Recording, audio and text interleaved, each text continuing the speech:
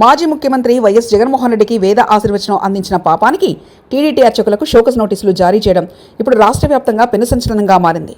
ఆశీస్సులు ఇవ్వడం కూడా ప్రభుత్వ అనుమతితో జరగాలా అనే ప్రశ్నలు ఇప్పుడు భక్తుల నుంచి వెల్లువెత్తుతున్నాయి.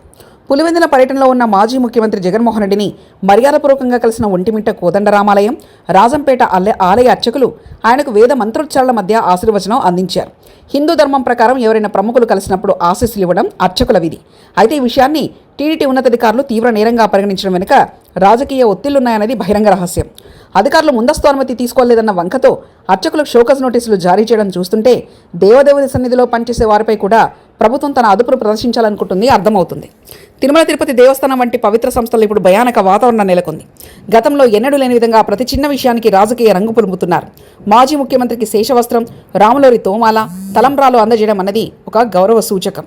కానీ ఆ గౌరవాన్ని కూడా అపరాధంగా చూపిస్తూ అర్చకులను వేధించడం కూటమి ప్రభుత్వ కక్ష సాధింపు ధోరణికి అద్దం పడుతుందని వైసీపీ నేతలు విమర్శిస్తున్నారు. అధికారుల అత్యుత్సాహం వల్ల ఆలయ అర్చకులు మనోవేదనకు గురవుతున్నారని ఆరోపిస్తున్నారు. 2 రోజుల్లో సమాధానం ఇవ్వాలని, లేకపోతే క్రమశిక్షణా చర్యలు తీసుకుంటామని హెచ్చరించడం చూస్తుంటే ప్రభుత్వం ఎంతటి చిన్న చూపుతో వ్యవహరిస్తుందో స్పష్టమవుతుంది.